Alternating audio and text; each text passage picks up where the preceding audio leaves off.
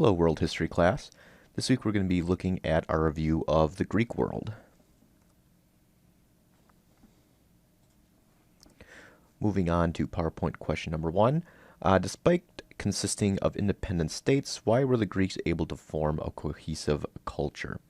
And everyone really did a pretty good job on this question, really kind of showing how, there really still seemed to be a level of cohesion which bound the Greek cities together even after their dark ages.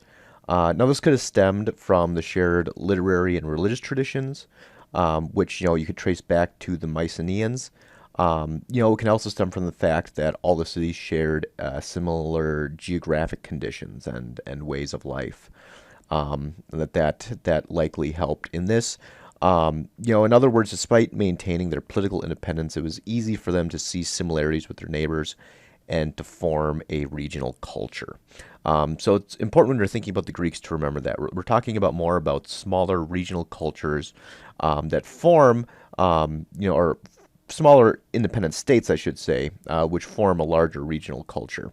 In that case, they're somewhat different than a lot of the other civilizations that we have talked about up to this point, which are oftentimes, conglomerated into a much more sort of unified political structure. The Greeks, for the most part, were very independent, at least in the early portions we're going to be talking about here. I'm not going to spend too much time on PowerPoint question number 2, since really our document exercise and discussion for this week focused so much on this question. So I'm just going to kind of leave that until we discuss the document exercise. But a number of people had some very good ideas as far as what the main differences were, and we'll talk more about those coming up here. So PowerPoint question number 3, why do you think Alexander began adopting Persian customs and promoted Greek-Persian marriage? Really similar to Cyrus the Great, I would say Alexander kind of seemed to be interested in more than just conquest. I think it was really, what he really desired to do was to merge his kind of more provincial homeland of Macedonia with Persia, which was still at this time, perhaps the greatest empire on earth, and that Alexander really, through his conquests, came to see that, and that really the attempt to blend the aristocratic families of Macedonia and Persia was kind of a great opportunity to make this happen. That trying to blend the royal and the aristocratic bloodlines with himself at the top, he kind of thought would be the best way to set himself up, just not only as the king of the Macedonians, but kind of being seen as a legitimate ruler of the Persians as well. And I think that's really is something that, as time went on, he became more and more interested in. Was becoming kind of not just a Greek king, but a Persian emperor as well. And of course, that's one of the ways and one of the reasons there were some conflicts, which eventually began forming between him and the rest of his army. Where they're still trying to follow a traditional Macedonian king, while suddenly he's trying to ingratiate himself and integrate himself into this much longer, well-established empire that they had just conquered. Unfortunately, Alexander and his vision of a unified empire would really never come to be. And really after his death, most of his generals divorced their Persian wives and began fighting amongst themselves. But it's still interesting to kind of speculate on how successful Alexander could have been if he had, ultimately survived to oversee the blending of these empires. Once more, kind of one of these big what-ifs of history, but certainly after there was a central force like Alexander to hold everything together, you really see the empire as a whole that he tried to create really break apart very quickly after his death. So we've now covered 3 main periods of Greek philosophy: Ionic, Classical, and Hellenistic. What were the main themes of each period? So just a quick review here. Really, in short, the Ionian rationalists sought to understand the natural world through observation and through reason, and not simply through the lens of superstition or religion, or philosophy that couldn't be proved outside of rationalization and observation. The classical Greeks, incorporated some of these rationalist ideas, particularly Aristotle, but you really see Socrates and Plato, kind of the mainstays of what we think of as classical Greek philosophy, becoming much more interested in, the human state, and how human societies are supposed to be constructed and regulated. Really, kind of the philosophy around the state was really central to both of those philosophers. Um, and kind of came to typify that, even though they had other interests as well. Hellenistic philosophers really built upon the foundations of both the Ionian and classical philosophers, but really began focusing on the individual and how best to achieve happiness in a chaotic world, which makes a lot of sense when you're thinking about all the changes that were happening in the Hellenistic, in the Hellenistic world, and all the changes and shifts that were going on. So really trying to focus in on how to best achieve happiness, and ultimately coming up with some rather different conclusions than certainly the classical Greeks did, or thinking about topics that the Ionian rationalists never really considered. Um, so I'd say that's just a brief rundown of kind of what I was looking for your explanations for PowerPoint question number 4.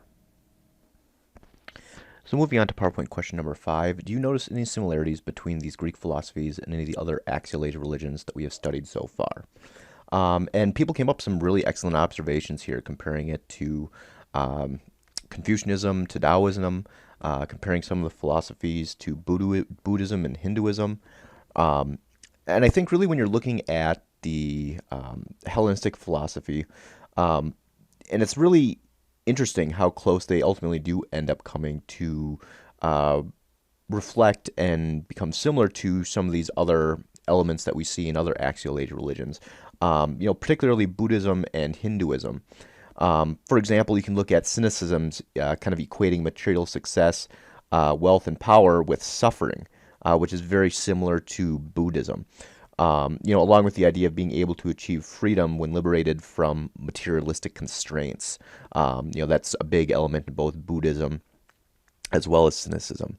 Epicureanism's idea of achieving pleasure through moderation is also really similar to Buddhist ideas. Specifically the idea of the middle path, I should say. And you can see really a lot of these ideas reflected in Confucius and his writings as well, right? This idea of moderation kind of being the key to happiness. You see it present in all three. Finally, Stoicism's focus on accepting one's role in the universe without complaint and fulfilling one's duty and obligations is incredibly similar to Hinduism, and the ideas of karma and dharma, which we talked about, a few weeks ago. And it really should not be overlooked that all three of these Hellenistic philosophies really developed after the Hellenistic world kind of stretched as far as India. And it's likely that there was some level of direct contact and influence that we see going on here. So I think, looking at Hellenistic philosophy is really kind of an interesting study in looking at how they took a long kind of tradition of philosophy, from the Greek world, but really seemed to have been influenced by these other much broader axial age ideas coming in from India and perhaps as far away as China. Excellent job for everyone who picked up on those and wrote those down here. All right, moving over to our document exercises here.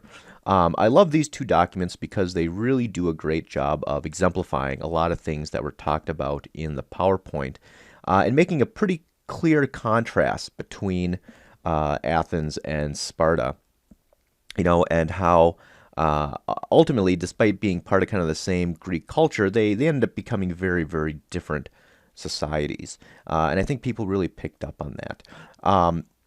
Grading wise, once more, the biggest thing to think about here and the biggest area where some people lost points is that you're just not providing enough examples. You need to be writing down quotes from the documents themselves. You can't just say that Sparta focused more on the military. You have to tell me where in the document it says that and how it's discussed. Those are the ways you're going to start getting more points here. So make sure when you're going through these documents that those are the things you're thinking about. You're not just telling me, you're showing me how the document that we read applies. It seemed like a few people were simply taking what was in the PowerPoint and trying to put that into their answers for the discussion questions. And that's not going to fly. You have to actually show me that you have read these documents and incorporate specific parts of the documents into your answers. So if you have any more specific questions, of course, about how to improve your grades, what more you could be doing, what you could be doing differently, make sure to contact me and let me know, and I can go over on an individual basis with your answers to the PowerPoint questions, where you're at, and how you can potentially improve upon there. So make sure if you have any questions that that's what you're doing. But just to highlight a few areas here that a lot of people did bring up in their answers. And a lot of people did have very good answers to these document exercises. And it starts really right off the bat here, looking at the life of Lycurgus and Sparta in general, and talking about how he declared an outlawry, or declaring illegal all needless or superfluous arts. But it says that here he might almost have been spared his proclamation, kind of saying that the Spartans had pretty much no interest in these in the first place. So once more, we kind of see the formation of a very austere society here, right? That doesn't want any kind of thing that's superfluous, and they're here for kind of a specific purpose. Moving on, it says that there's no more means of purchasing foreign goods and small wares, and merchants sent no shiploads into Lacedaemonian, pretty much Spartan ports. So pretty much saying that because there weren't these gold, silver, jewels, and money, not because this was not allowed, that people had no interest or reason to trade with the Spartans, so they pretty much stuck away. So Spartans much more isolated than what we're going to be seeing occurring with Athens, right? Very much more self-contained. And we really start looking more at kind of the social engineering aspects of this. That in order to the good education of their youth, he went so far back as to make consideration the very conception of and birth and regulating their marriages. So once more, that these are some very strong kind of cultural engineering that's going on here as far as regulating people, regulating their behavior, regulating how they're going to behave. And there's more examples of this down below here. See, nor was it lawful indeed for a father himself to breed up his children after his own fancy, but as soon as they were 7 years old, they were to be enrolled in certain companies and classes where they all lived under the same order and discipline, doing their exercises and taking their play together. So pretty much that people could not raise their children as they wanted to, right? That this was going to be the state taking the children from them and raising them up in that model. A lot of people did bring up the fact that Spartan women did have more rights in the ancient world than a lot of women had. And certainly the social engineering that was going on around them had a big part to do with that. I mean, a lot of it was the men were so focused on the lifestyle that they were being expected to lead, that the women were, for the most part, just kind of left alone. If you see here that their wives, whom they obligated to leave absolute mistresses at home, took great liberties and assumed the superiority, and were treated with overmuch respect and called by the title of lady or queen. It goes on to express how the Spartan women were expected to have healthy and strong bodies for the bearing of strong Spartan children. And that this was all kind of what went into kind of having them have a higher status within Spartan society than other locations. Even though still, they were supposed to be fulfilling these roles and not have a lot of choice within the matter either. So it's hard to make that big of a leap as far as them being that much more, I would say, socially equal than other places within Greece, but there is certainly a difference that you can see between them and Athens, for example, where women were supposed to be kept out of pretty much all public and religious functions, and were certainly not included into the conceptions of the state in nearly the same way as what you saw within Sparta. Some more ideas here and some examples of how the children were then raised. To the old men who were spectators of their performances and often raised quarrels and disputes among them, meaning the children, to have a good opportunity of finding out their different characters and of seeing which would be valiant, which a coward, when they should come to more dangerous encounters. So pretty much making children compete against each other and fight against each other in order to, strengthen them up and to see who's going to come out on top. So, probably in certain cases, a very abusive childhood for a lot of these children who were subjected to a lot of this, not just from the adults who were supposed to be training them, but from their own fellows who they were kind of kept in competition with. And there's plenty more documents that kind of go into more detail about this. But certainly, growing up as a Spartan child does not sound like it would have been a very pleasant, a very pleasant thing to go through for the most part. And just talking about in general, even after he was a full-grown man, no one was allowed to live after their own fancy. But the city was a sort of camp in which every man had his share of provisions and businesses set out, and looked upon himself not so much born to serve his own ends as the interests of the country. And of course, this is ultimately the goal of everything that Spartan's doing, right? And I think it's important to remember that even though it sounds like there might be some push towards egalitarianism and equality amongst the Spartans, you have to remember that the entire point of this push was so that they could continue to rule over the Helots, rule over their slaves.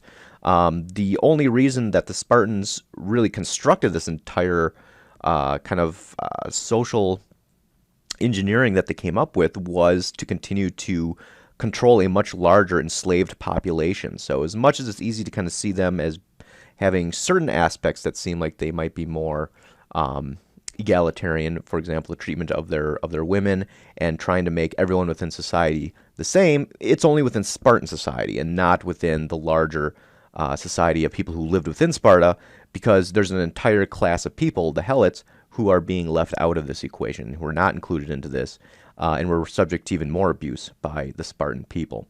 So something to keep in mind when we're talking about the Spartans as a whole. But you can certainly see that they become one of the kind of prime examples of what social engineering can potentially do to a society, and the very extreme lengths that a society can eventually take itself in order to fulfill a particular goal or particular function, and that when it becomes ingrained in the culture, it almost becomes self-fulfilling to a certain degree. And certainly it can get to a point where it becomes detrimental to the survivability of a culture. And I think you see that with Spartans, with the fact that a lot of these practices led to much lower birth rates, and the fact that the city-state had a much harder time populating itself than other city-states did. The abandonment of all the arts and the crafts and so forth meant that they were having eventually a hard time even repairing and providing themselves with functioning armor and weapons and so forth. So a very kind of complex scenario here going on with Sparta. Compare that to Athens, which certainly is a much more kind of cosmopolitan city, and certainly is well aware of that. And Pericles here in his funeral oration is making everyone know that. Our Constitution does not copy the laws of neighboring states. We are rather a pattern to others than imitators ourselves. Its admirations favors many instead of the few. This is why it is called democracy. If we look to the laws, they afford equal justice to all in their private differences. In no social standing, advancement in public life falls to reputation for capacity. Class considerations not being allowed to interfere with merit, nor again does poverty bar the way. If a man is able to serve the state, he is not hindered by the obscurity of his condition. Now, you need to take this with somewhat of a grain of salt. Of course, women were completely excluded from the state and were not included in this. And really, this is speaking only to the citizens of Athens itself, which oftentimes would not include individuals who did not own property or did not own land. So there would be a class of people who was going to be excluded from this, including servants and slaves as well, would be excluded from this. So once more, just like in the case of Sparta, even though this sounds like something that might be very egalitarian, it's still only talking about a certain group or certain percentage of the population. But certainly they're saying that one of the reasons that they are different is that they are much more open and accepting in the decision-making process than neighboring states. And this was written in a time where they were in direct conflict with Sparta. And this is one of the aspects that Athens is trying to kind of focus on and draw a comparison between themselves and the Spartans, who are still at this point in time run by a couple of kings as well as an oligarchy, right? So this is one of the ways that Athens is trying to compare themselves to the Spartans. They go on, further, we provide plenty of means for the mind to refresh itself from business. We celebrate games and sacrifices all year round, and the elegance of our private establishments forms a daily source of pleasure. So once more, a very stark contrast with Sparta, which is pretty much all business, all about training and maintaining itself. Athens is pretty much bragging about here how, hey, we have time for business and for fun. We don't find anything wrong with with having a good time, with celebrating, and with not organizing ourselves like the Spartans do. Next sentence down, they get into the idea of trade. We throw open our city to the world, and never by alien acts exclude foreigners of any opportunity of learning or observing, although eyes of the enemy may occasionally profit from our liberty. So, really saying how they're a much more open society than the Spartans, much more engaged in trade, and really admitting here that this might, in some cases, hurt the Athenians, but saying that they're willing to make that sacrifice in order to have a much more kind of open society, at least for some. We have the double. This next sentence here is good because it really takes a direct shot, I would say, at the Spartans and their way of life. We have the double advantage of escaping the experience of hardships in anticipation, and of facing them in the hour of need as fearlessly as those who are never free from them. So pretty much what this is saying is that Athens has the ability to face hardship when it comes up without having to live in hardship. That's pretty much what they're accusing the Spartans of doing, constantly making themselves live in hardship to prepare themselves for when war occurs or prepare themselves for hardship in the future. Athens is saying we have the ability to have fun, to not live in hardship, to be an open society, and when there's an hour of need, we'll come together fearlessly then to meet that, but there's no reason for us to pretty much place hardships upon ourselves for the preparation. So kind of an interesting comparison here that he is making with their enemies at this point in time, the Spartans. And really, I think that the beginning of this next line here really shows you how there's a fair amount of kind of a Athenian exceptionalism going on here in Pericles' speech, and which makes a lot of sense since this was a speech for the people of Athens. But in short, I say that the city, we are the school of Hellas, pretty much the school of Greece, that they're being, being so open, and that they're really kind of having a very, very high opinion of themselves and their governing system. Of course, the Spartans had the same aspects as well. But these are just a few aspects that people pointed out and that I wanted to bring up to show you between differences between Athens and Sparta right here in a couple of documents. Just really kind of exemplify and show these differences, how they occurred, and a lot of people came up with some pretty good answers too, as far as why these differences would occur. I think it's important to note that the main reason that they were allowed to occur was because there was this independence that was so central to the Greek city-states, and that there wasn't any kind of, even though there was a common culture and a common language, there wasn't a common ruling system or political system ever formed or put in place, really until you get down to the time of Alexander the Great. And that, in that sense, even though that they were at that point being able to kind of be considered part of the same culture, they had very different cultures at the same point in time, looking at each individual city-state. And you can really see why Athens and Sparta eventually came to blows, which ended up weakening both of them to the point where, Macedonia was able to come down and pretty much take over the Greek world from them to a certain degree. All right. Well, good job, everyone. Thanks a lot for listening to another week, and I will talk to everyone tomorrow. Next week. Let's try that. All right. Bye-bye.